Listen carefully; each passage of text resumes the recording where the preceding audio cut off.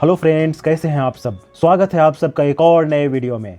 इस वीडियो में हम बात करने वाले हैं कि बैलेंस्ड इन्वेस्टमेंट पोर्टफोलियो कैसे बनाएं। यहाँ बहुत सारे लोग ये जानना चाहते हैं कि वो अपने एज के हिसाब से कहाँ किस किस प्रोपोर्शन में इन्वेस्ट करें, क्योंकि इन्वेस्टमेंट करने के लिए भी कई सारे इंस्ट्रूमेंट्स अवेलेबल हैं, जैसे कि mutual fund, ETF, stocks, gold, government bonds, ऐसे बहुत सारे इंस्ट्रूमेंट्स अवेलेबल हैं। तो कहां और किस प्रोपोर्शन में किसके लिए इन्वेस्टमेंट करना सुटेबल है, लोग ये जानने के लिए बहुत उत्सुक रहते हैं। इस वीडियो में हम लोग बहुत डिटेल्स में जानने का कोशिश करेंगे कि एक बैलेंस्ड पोर्टफोलियो कैसे बनाएं। यहाँ हम लोग मेनली 3 पॉइंट्स की बात करेंगे।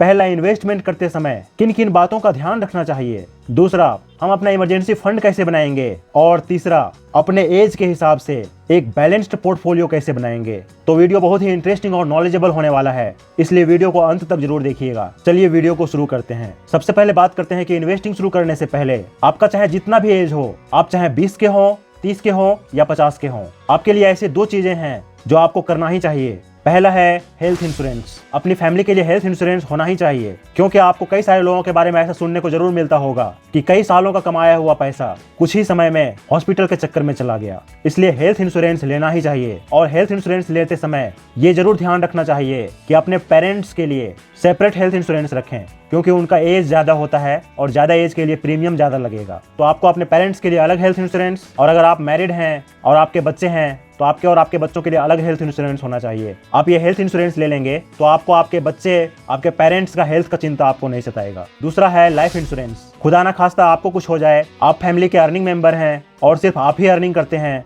तो आप जरूर ही ये नहीं चाहेंगे कि आपके जाने के बाद आपकी फैमिली को फाइनेंशियली सफर करना पड़े। तो इनके लिए फाइनेंशियल सिक्योरिटी बहुत जरूरी है, तो लाइफ इंश्योरेंस लेना ही चाहिए। यहाँ टर्म इंश्योरेंस सबसे बेस्ट होता है। इसमें आपको बहुत कम प्रीमियम में अच्छा खासा कवरेज मिल जाता है।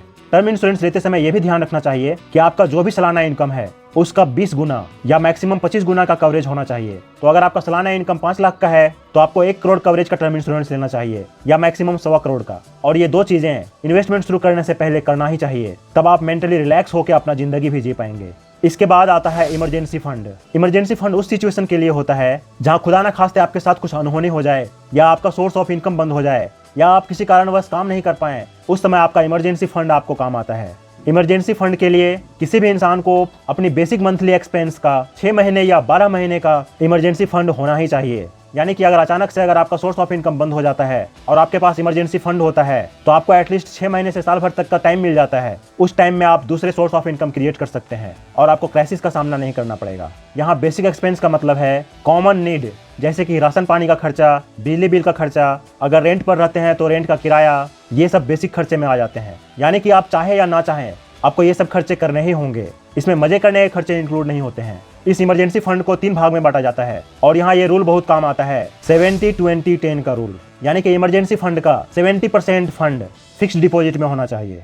ये बहुत ही बढ़िया तरीका है पैसे को बचा के रखने का, पैसे को ग्रो करने का नहीं। इस बात का ध्यान जरूर रखिएगा। इमरजेंसी फंड का 20% फंड आपको आपके बैंक अकाउंट में रखना चाहिए, और इमरजेंसी फंड का 10% आपके पास लिक्विड कैश में होना चाहिए, जो कि कभी भी जरूरत पड़े तो आप उसको यूज कर सकें। हेल्थ इंश्योरेंस, टर्म इंश्योरेंस और इमरजेंसी फंड का प्लान कर चुके हैं तो अब आप इन्वेस्टमेंट करने के लिए रेडी हो चुके हैं।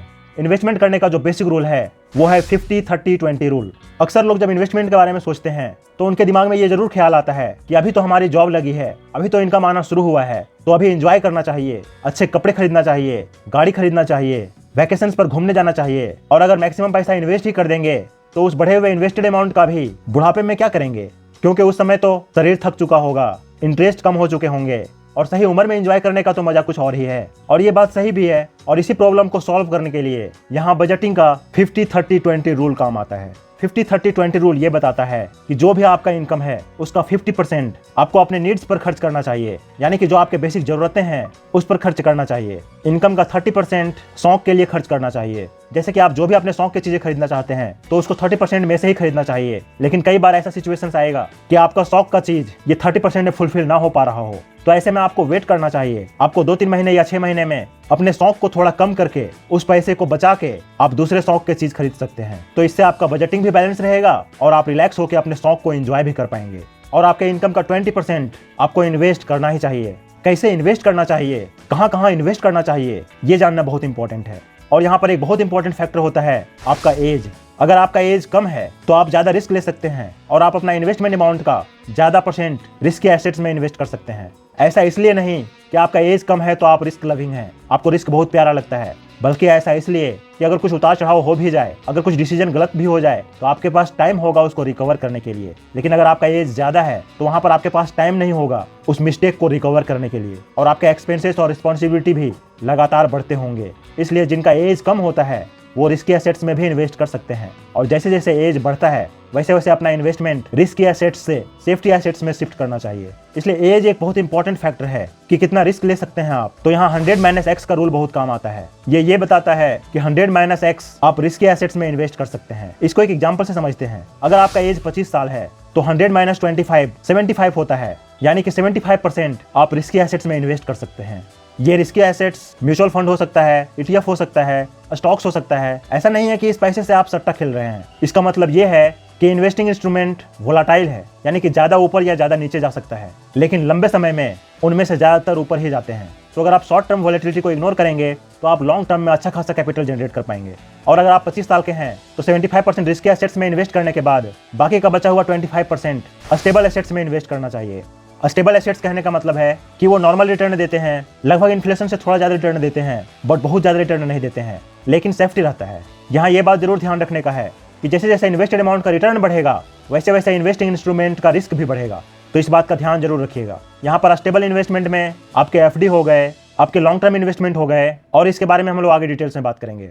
अगर आप 40 साल के हैं तो 100 - 40 यानी कि आप अपने टोटल इन्वेस्टमेंट अमाउंट का 60% आप रिस्की एसेट्स में इन्वेस्ट कर सकते हैं और 40% स्टेबल एसेट्स में। अब रिस्की एसेट्स क्या है और स्टेबल एसेट्स क्या है उसके बारे में जानने की कोशिश करते हैं। यहाँ पर हम लोगों को यह भी जानना है कि हम लोग टैक्स कैसे बचा पाएंगे। अब गवर्नमेंट हम लोगों को टैक्स बचाने का अपॉर्चुनिटी देती है तो हम लोगों को जरूर ही उस अपॉर्चुनिटी का फायदा भी उठाना चाहिए। तो जो स्टेबल इन्वेस्टमेंट्स हैं उनको टैक्स सेविंग प्लान्स जैसे कि EPF, PPF, national pension scheme, अगर आप थोड़ा रिस्क लेना चाहते हैं तो ELSS फंड भी हो सकता है, जिसको इक्विटी लिंक्ड सेविंग स्कीम कहते हैं। ये सारे में लॉक इन पीरियड होता है। जैसे कि ELSS फंड में 3 साल का लॉक इन पीरियड होता है। PPF यानी पब्लिक प्रोविडेंट फंड, ये 15 साल के लॉक इन के साथ आता है। और EPF में तो कोई लॉक इन नहीं होता है, लेकिन इसमें एक लिमिट होता है कि आप उतना ही इन्वेस्ट कर सकते हैं। लेकिन यहाँ मेन बात यह है कि आप जो भी स्टेबल इंस्ट्रूमेंट्स में इन्वेस्टमेंट करते हैं वो आप टैक्स सेविंग से पूरा कर सकते हैं। अगर आप होम लोन पे कर रहे हैं तो उसका इंटरेस्ट अमाउंट पर भी टैक्स में छूट मिलता है। आप जो हेल्थ इंश्योरेंस लेते हैं उसका प्रीमियम अमाउंट पर भी आपको टैक्स में छूट मिलता है। आप जो लाइफ इंश्योरेंस लेते हैं उसका प्रीमियम अमाउंट भी टैक्स में छूट मिलने वाले अमाउंट से डिडक्ट होता है। गवर्नमेंट हम लोगों को 1.5 लाख तक का छूट देती है, तो हम लोगों को स्टेबल इंस्ट्रूमेंट्स में इन्वेस्ट करके ये टैक्स के छूट का भी बेनिफिट जरूर उठाना चाहिए। यहाँ हम लोगों को सारे टैक्सेस जरूर क्लेम करना चाहिए जो गवर्नमेंट हम लोगों को अलाउ करती है। अगर आपका X% ये सब स्टेबल एसेट्स से ज्यादा है तो आपके लिए इन्वेस्टमेंट करने का सबसे अच्छा ऑप्शन गोल्ड है, और वो गोल्ड में भी सबसे अच्छा ऑप्शन गोल्ड का ETF है, क्योंकि इसमें गोल्ड के म्यूचुअल फंड के कंपैरिजन में गवर्नमेंट टैक्स में बेनिफिट देती है। अब बात करते हैं रिस्की एसेट्स के बारे में। तो high risk high return assets में स्टॉक मार्केट सबसे अच्छा ऑप्शन है। आप डायरेक्ट स्टॉक्स भी खरीद सकते हैं, लेकिन स्टॉक्स खरीदने के लिए आपको स्टडी करना पड़ेगा, सीखना पड़ेगा, प्रॉपर नॉलेज होना चाहिए। और अगर नॉलेज नहीं है तो आप ETF या म्यूचुअल फंड में इन्वेस्ट कर सकते हैं। यहाँ म्यूचुअल फंड अच्छा होता है क्योंकि एक म्यूचुअल फंड में बहुत सारे स्टॉक्स होते हैं और उसको एक्सपर्ट मैनेज कर रहे होते हैं। तो यहाँ पर म्यूचुअल फंड में इन्वेस्ट करना एक बहुत अच्छा ऑप्शन हो सकता है। यहाँ म्यूचुअल फंड में अगर निफ्टी 50 के इंडेक्स फंड में भी इन्वेस्ट करते हैं तो भी लॉन्ग टर्म में काफी अच्छा रिटर्न मिल जाता है। यहाँ SIP के थ्रू म्यूचुअल फंड में इन्वेस्ट करना बहुत अच्छा ऑप्शन हो सकता है। जैसे जैसे इंडिया का ग्रोथ होगा, इंडिया का स्टॉक मार्केट बढ़ेगा, यानी कि टॉप 50 कंपनीज बढ़ेगा, तो इंडेक्स भी बढ़ेगा और आपको प्रॉफिट भी मिलेगा। इस तरीके से आप अपने पोर्टफोलियो को बैलेंस्ड बना सकते हैं। और म्यूचुअल फंड और ETF को यूज करके एक बैलेंस्ड पोर्टफोलियो कैसे बना सकते हैं इसके बारे में मैं वीडियो पहले बना चुका हूँ। आई बटन में लिंक दिया हुआ है, आप वहाँ क्लिक करके वीडियो को देख सकते हैं। अभी तक पूरे वीडियो में जो भी बात किए हैं उसका कंक्लूजन ये है कि आपका एज इन्वेस्टमेंट का मोस्ट इंपॉर्टेंट फैक्टर है, और 50-30-20 रूल जो आपके बजटिंग को बैलेंस करके रखता है, उसके हेल्प से आप अपने बेसिक नीड्स को भी फुलफिल कर पाते हैं, अपने शौक को भी एंजॉय कर पाते हैं और इन्वेस्टमेंट भी कर पाते हैं। यहाँ आपके मंथली इनकम का 50% बेसिक नीड्स के लिए खर्च होता है, 30% आपके शौक के लिए और 20% इन्वेस्ट होता है। और ये 20% दो कैटेगरी में बढ़ता है, स्टेबल एसेट्स और रिस्की एसेट्स में। और दोनों में कितना कितना परसेंट होना चाहिए ये आपका एज डिटरमाइन करता है। 100 - X रिस्की एसेट्स में इन्वेस्ट होता है और X स्टेबल एसेट्स में इन्वेस्ट होता है। स्टेबल एसेट्स में होते हैं टैक्स सेविंग इंस्ट्रूमेंट्स, गोल्ड और फिक्स्ड इनकम इंस्ट्रूमेंट्स। और आपके रिस्की और हाई रिटर्न इंस्ट्रूमेंट्स में हो गए इक्विटी, जो कि डायरेक्ट स्टॉक्स हो सकते हैं, अगर आप रिसर्च कर सकते हैं, खुद के लिए अच्छे स्टॉक्स चुन सकते हैं, अदरवाइज ETF या म्यूचुअल फंड हो सकता है। और रियल एस्टेट में इन्वेस्टमेंट करना ये स्टेबल एसेट्स में आता है और ये स्टेबल एज के बाद ही अच्छा है, क्योंकि ये मीडियम रिटर्न ही दे पाता है। अभी तक पूरा वीडियो देखने के बाद आपको ये बहुत क्लियरली समझ में आ गया होगा कि आप अपने किस एज में, किस रेशियो में प्रॉपर बजटिंग के साथ इन्वेस्टमेंट कर सकते हैं और एक बैलेंस्ड इन्वेस्टमेंट पोर्टफोलियो बना सकते हैं। और अब आप खुद भी अपने लिए एक बहुत अच्छा बैलेंस्ड पोर्टफोलियो बना सकेंगे। वीडियो पसंद आया है, वीडियो से आपको कुछ सीखने को मिला है, आपके लाइफ में कुछ वैल्यू ऐड हुआ है, तो वीडियो को शेयर, सब्सक्राइब एंड लाइक जरूर कर दीजिएगा और हो सके तो प्यारा सा कमेंट भी जरूर कीजिएगा, ताकि आपको हमारा फाइनेंशियल रिलेटेड वीडियो रेगुलर मिलता रहे। मिलते हैं अगले वीडियो में। धन्यवाद।